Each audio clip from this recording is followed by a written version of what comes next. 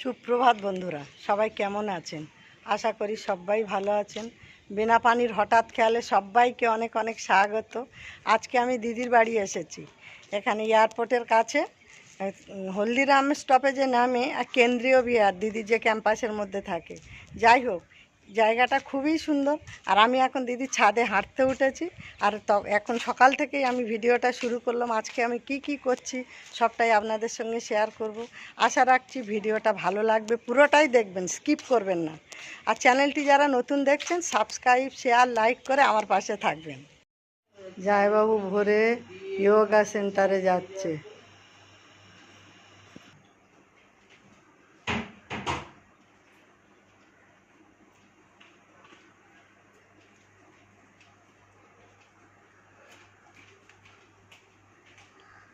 অনেক ভোর ভোর জামাইবাবু বেরিয়ে যান।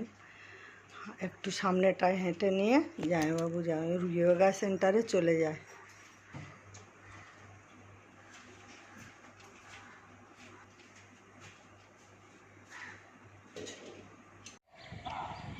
এই যে জামাইবাবু প্রতিদিন এখানেই যান, জামাইবাবুর ফ্ল্যাটের পাশে। এই যে করছেন, ওনার সব গ্রুপ সব ভোর ভোর চলে আসেন।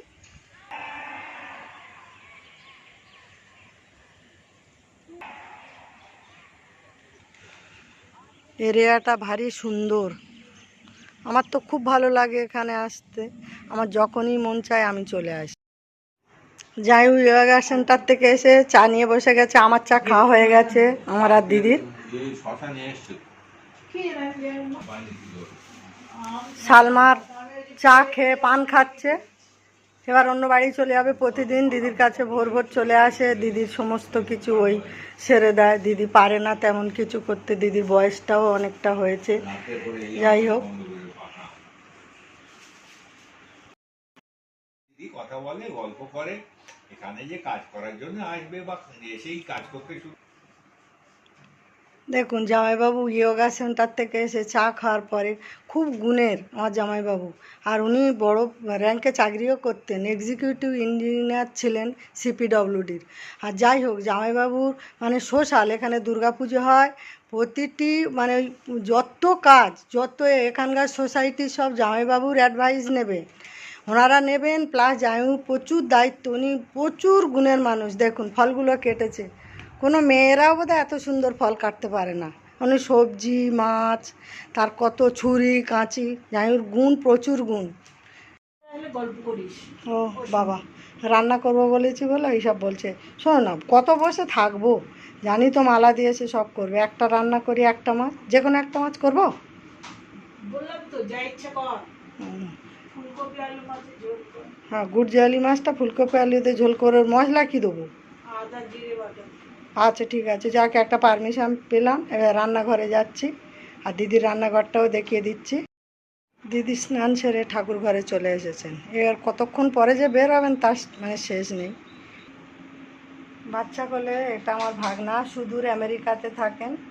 এই যে ভাগনা বউ, এই যে এইটা আমার ভাগনা বউ, মেয়ে কোলে মেয়ে আছে।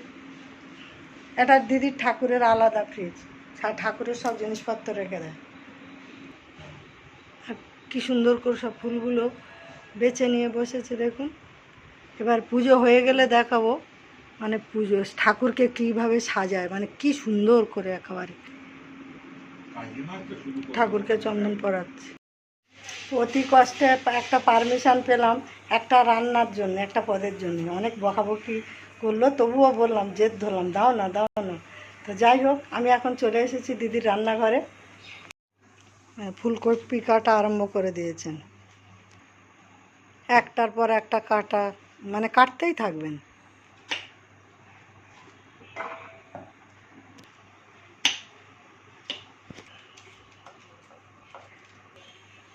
চটপট কেমন কেটে দিচ্ছেন দেখুন। সব কাটা হয়ে গেল।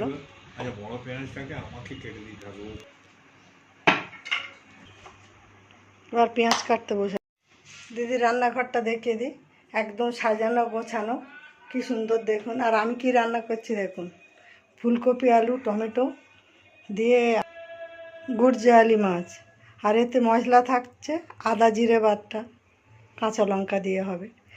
দিদি জামাই তো বয়স হয়েছে, হালকা করে খান। আর বাকি রান্নাগুলো মালাদি সে রান্না করবে। দিদির রান্নাঘরটা দেখুন, এমনই করে গোছানো, কি সুন্দর একেবারে। এই যে এইসব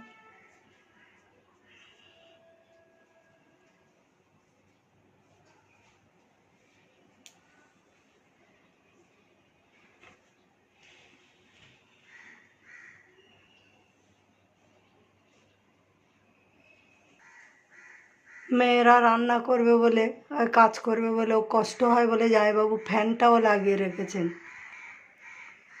জামাইবাবুর নীতিটাই হচ্ছে পরের উপকার করা, কার কি সমস্যা, কার কোনটা কষ্ট হচ্ছে, মানে নিজের কষ্ট হয় হোক, কিন্তু অন্যের জন্য উনি বেশি মানে প্রাণ দিয়ে করতে চায় সব সময়, মানে এমনই মানুষ। আর যার জন্য আমার এত ভালো লাগে, মানে প্রাণ দেওয়ার জন্য বলছি না, মানে এতটাই ভালোবাসে যে আমার যখন ইচ্ছা হয় আমি চলে আসি। আমি যে পদটা রান্না করব ঝটপট রান্নাঘরে চলে এলাম, কারণ মালাদি চলে এলে আমার আর রান্নাঘরে চান্স পাবো না। আমি গুড়জালি মাছে নুন হলুদ মেখে নিয়েছি, চালিয়ে নিলাম। কুচিনা চালানো হয়ে গেছে, কড়াতে তেল দিয়ে দিয়েছি, তেল গরম হয়ে গেছে। ফুলকপিটা এদিকে ভাপাতে দিয়ে দিয়েছি। এবার আমি রান্নাটা পুরোটাই করে দেখিয়ে দিচ্ছি।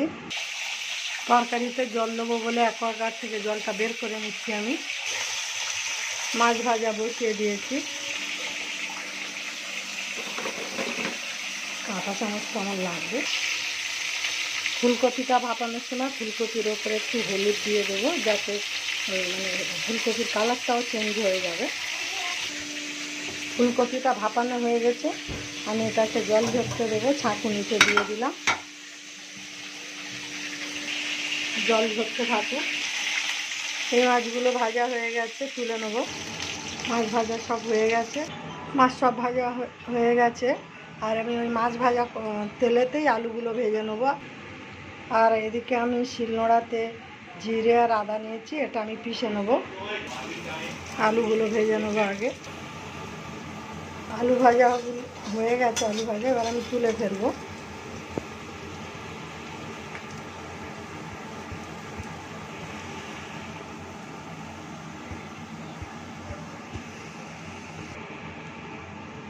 এরপর আমি ফুলকপিগুলো সব ভেজে নেবো।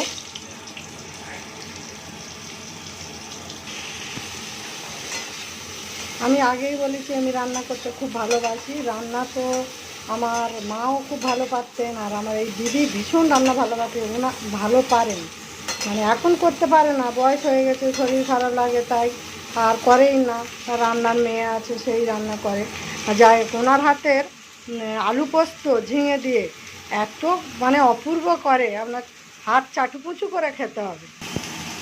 দিদি বাবার এক মেয়ে ছিল, আর দিদির ছোটোবেলা থেকে কোনো কাজ টাজই করেনি, কিন্তু জামাইবাবু এই সমস্ত রান্না দিদিকে ধরে ধরে হাতে ধরে শিখিয়েছে। আর জামাইবাবু বিভিন্ন জায়গায় পোস্টিং ছিল, নেপাল, তারপরে আগরতলা, ভুটান। জামাইবাবুর মানে দেশের বাড়ি হচ্ছে আমাদের দক্ষিণ বারাসাত। তো দিদি যখন বিয়ে হয়ে শ্বশুর বাড়ি যায়, বাবার সঙ্গে কাজের লোকও পাঠিয়েছিলেন।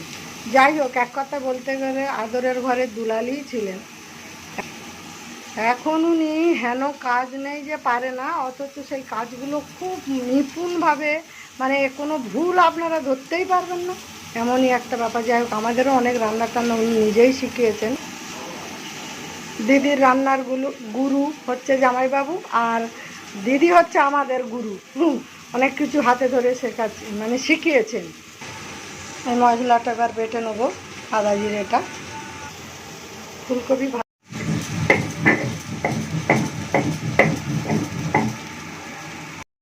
মশলাটা ভালোভাবে কষানো হয়ে গেছে, ওর উপরে আমি ভাজা আলুটা এবারে দিয়ে দেবো।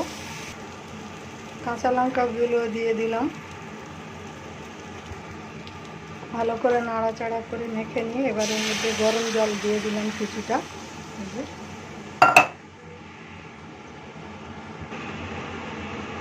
ঝোল ফুটছে, আমি একটু ঢেকে রাখবো। সিদ্ধ হয়ে গেছে, ওতে আমি মাছ আর ফুলকপি দিয়ে দিলাম, একটু ঢেকে দিলাম।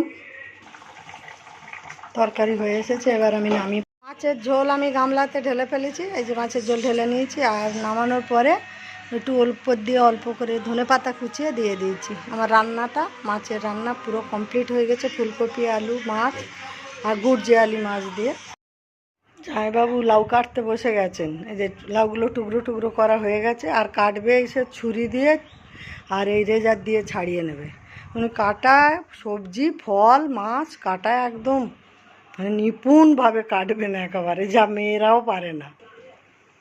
এমন ভালো মানুষ আমার জামাইবাবু, মানে মানুষকে খাওয়াতেও ভালোবাসে আর খেতেও ভালোবাসে। যদিও জামাইবাবুর অনেক বয়স হয়েছে, কিন্তু মাছ, ফল, সব সবজি কোনটাকে কি ভালোবাসে, কোনটার সাথে কোনটা দিলে রান্না সুন্দর হবে, সবটাই উনি মানে নিজের মতো করে বাজার হাট করে এনে এনে সব রেডি করবে। দিদির বাড়িতে 3-4টা কাজের মেয়ে, রান্নার মেয়ে আসবে, তাকে বুঝিয়ে বলে দেবে। সবজি কিন্তু কাটবে নিজে হাতে সবগুলো, কিন্তু কাটাটা কারোর আবার পছন্দ করেন না। জামাইবাবু তো ওদিকে জামাইবাবুর কাজ করছেন, আর এদিকে দিদি কী করছেন একবার দেখো। ঠাকুরঘরটা আগে দেখো, আমার মন ভরে যাবে। মায়ের চরণ দুটি দেখো কেমন লাগছে।